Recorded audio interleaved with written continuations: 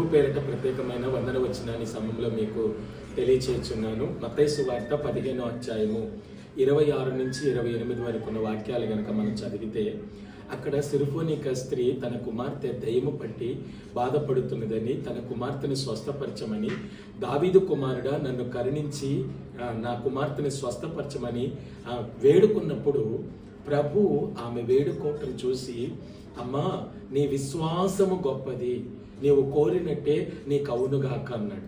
అంటే ఈరోజు దేవుని యందు నువ్వు విశ్వాసం ఉంచి నువ్వు దేవుణ్ణి అడిగితే, పట్టు విడవకుండా దేవుణ్ణి అడిగితే, వదలకుండా దేవుని అడిగితే, సిగ్గుమాలి మాటి మాటికి దేవుని విడిచిపెట్టకుండా నాకు ఇది కావాలి ప్రభువా అని విశ్వాసంతో అడిగితే, నీవు కోరినట్టే నీకు అవునుగా. కానీ ఎలాగైతే ఆ స్త్రీకి కుమార్తెని స్వస్థపరిచాడో, నువ్వు కోరినట్టే నీకు కావలసిన సమస్తము దేవుడు నీకు ఇస్తాడు. ఆమె